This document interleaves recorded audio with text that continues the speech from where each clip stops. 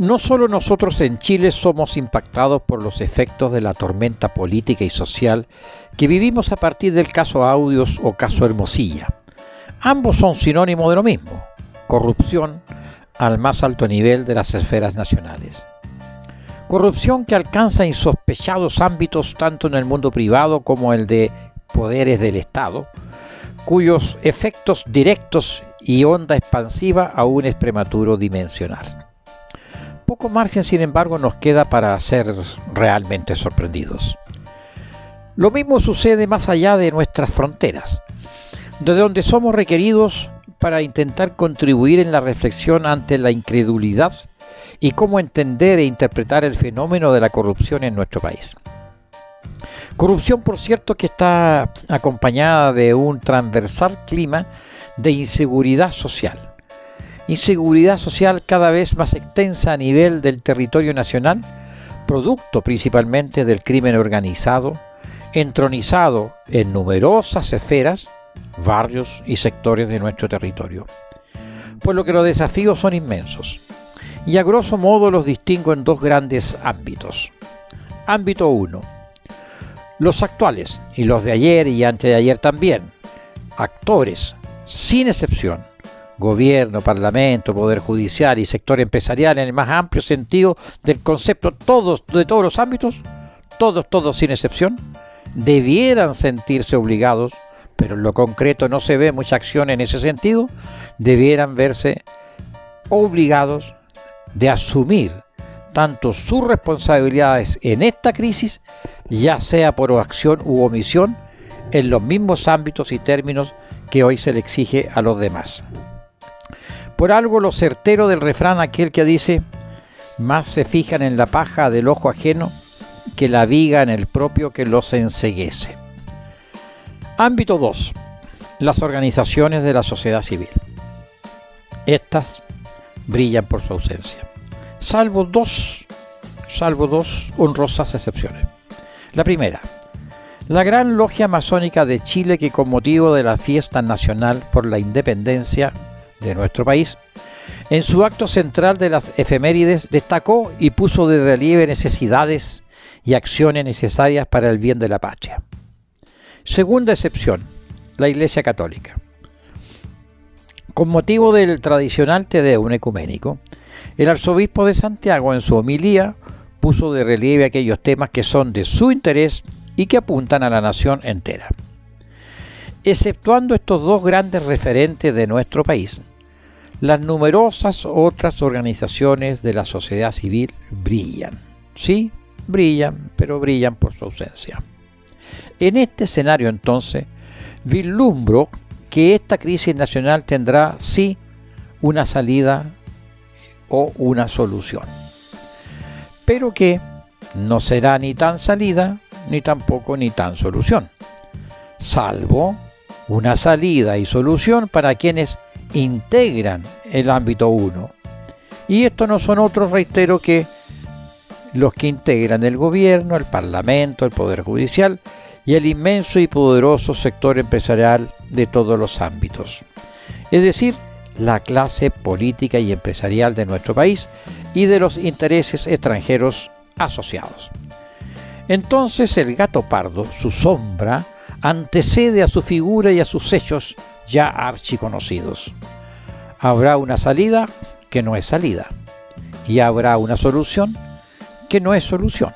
Es decir, muchos aparentes cambios, muchas aparentes salidas y muchas aparentes soluciones para que, si no todo, mucho de lo anterior quede más o menos igual.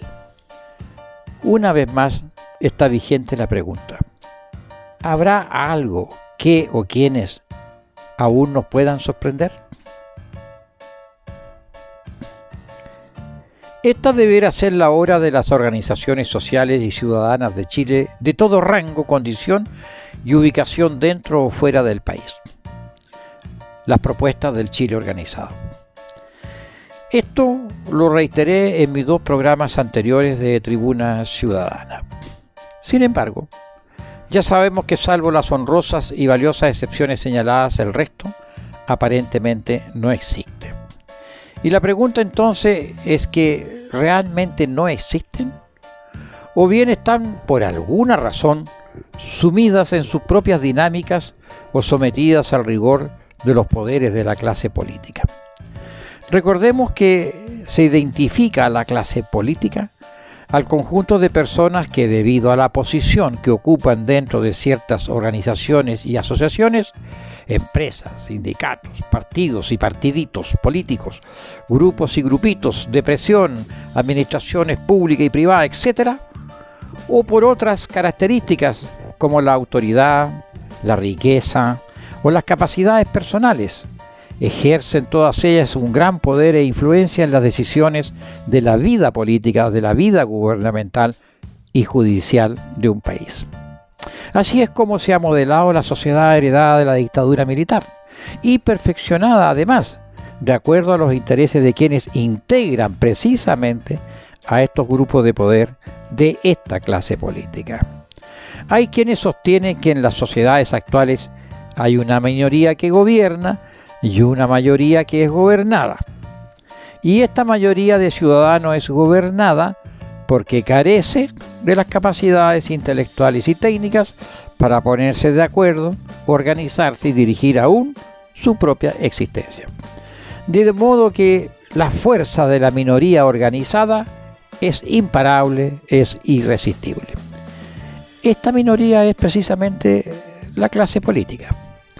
En consecuencia, la doctrina democrática solo es una fórmula política para ocultar la realidad de un fenómeno aparentemente perenne e inmodificable, que el poder de la minoría es más capaz y es mejor organizada. Y si a eso se suma el poder de las armas, ¿qué quiere que le diga? Sin embargo, existe otra lectura, y es la que más me interpreta, dado el escenario actual de nuestro país. La clase política, la clase dominante, la élite dirigencial, comprende a aquellos que usurpan el poder del Estado, usurpan sus instituciones y usurpan las formaciones sociales de donde originalmente proceden los jefes, a los cuales se les confía una posición de responsabilidad por un cierto periodo limitado. Lo anterior incluye, por cierto, a los partidos políticos, a las posiciones cupulares en el gobierno, en las cámaras y en la administración, en la magistratura y en las Fuerzas Armadas, pero no incluye a los sindicatos. Si esta es la lectura correcta para definir la clase política, la clase dominante, la élite dirigencial, etc., y al modelo o fórmula política de democracia diseñada por ellos, entonces la respuesta a la crisis de la corrupción intersectorial nacional no está precisamente en quiénes son ellos, los incumbentes.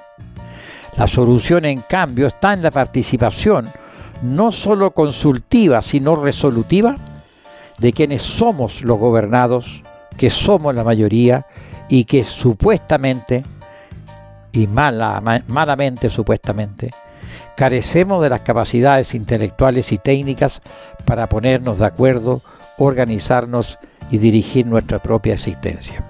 Y no es cierto. Tenemos capacidades suficientes para ser los actores protagónicos y sujetos de esta sociedad. Un artículo de Santiago Escobar, el año 2020, citaba al sociólogo italiano Mosca, que distinguía a la clase política del modelo o diseño político. Y en virtud de ello es que concluyó que cuando logremos entender, comprender y asumir que la clase política representa al grupo mejor organizado de quienes ejercen el poder en la toma de decisiones, y que ciertamente encuentran su origen y legitimidad en la fórmula política, es decir, en los procesos eleccionarios o designaciones legales. Esta fórmula política es la manera más sofisticada que representa no una ideología, sino una simbiosis de planteamientos, creencias y mitos que la clase política articula para ejercer y fundamentar su ejercicio de poder. No es, según Mosca, la fórmula política la que determina la política y el gobierno, sino que es la clase política la que usa la fórmula como interpretación de democracia, argumento e ideología en la que funda sus propias decisiones. En conclusión, si no están las organizaciones sociales, ¿quién o quiénes ocupan o ocuparán su lugar? Lo dicho, tenemos capacidades suficientes para ser los actores protagónicos, sujetos de esta sociedad y de nuestro propio destino. Queda en evidencia que ante el festival de acusaciones constitucionales a los magistrados de la Corte Suprema, se esconde precisamente la búsqueda final de la solución del gato pardo, mediante el empate de destituciones. Así es como para un sector, en este caso y oportunidad la derecha parlamentaria específicamente, es el escenario para saldar cuentas históricas que le duelen. Se destaca lo evidente que los jueces involucrados en los audios y chat del abogado Luis Hermosilla, Ángela Vivanco y Jean-Pierre Matus, y su onda expansiva que están en pleno apogeo, afecta a la derecha. Y se omite que el desenlace de culpabilidad o inocencia está en un compás de espera. Pero el caso de los jueces Vivanco y Matus no es equivalente a la acusación en contra de los jueces Mario Carroza y Sergio Muñoz. No es lo mismo, ni da lo mismo. Las faltas a procedimientos administrativos de los jueces supremos Muñoz y Mario Carroza no equivalen ni al involucramiento en los audios ni en los chats de Luis Hermosilla. La diferencia es notoria. Los primeros, Ángela Vivanco y Jean-Pierre Matus, están involucrados en la investigación por delitos de corrupción y otros con imputados en prisión preventiva. Los ministros Sergio Muñoz y Mario Carroza, sin embargo, creo yo, lo están por faltas a procedimientos administrativos. Pero lo que no se dice es la otra cara de la moneda. Y aquí es válido recordar lo de la clase política y la solución o fórmula política de las élites dominantes. Los jueces Carroza y Muñoz están siendo acusados por la derecha política y parlamentaria por su trayectoria y con la mirada puesta en la memoria histórica. Pues bien, hagamos memoria y un poco de trayectoria. El juez Mario Carroza ha sido ministro en visita en diversas causas por violaciones a los derechos humanos.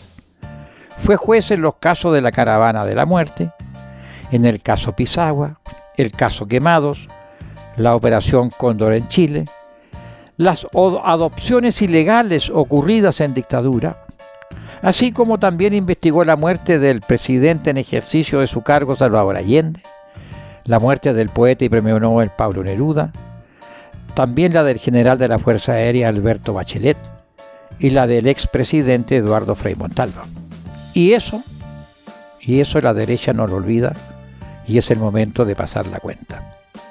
El ministro Sergio Muñoz, en cambio, entre otras actuaciones, fue ministro en visita en la investigación del homicidio del dirigente sindical Tucapel Jiménez, asesinado por los servicios represivos de la dictadura militar. De este juicio dictó 12 condenas y 4 absoluciones. También investigó otros casos de violaciones a los derechos humanos. También el proceso contra la red de pedofilia de Claudio Spiniak y las cuentas secretas de Augusto Pinochet en el Banco Rig en Nueva York.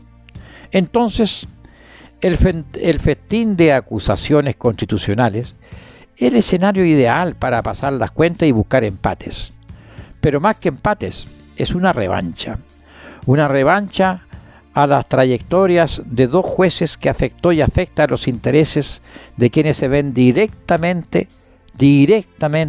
afectados o involucrados en los audios y chat del abogado Luis Hermosilla.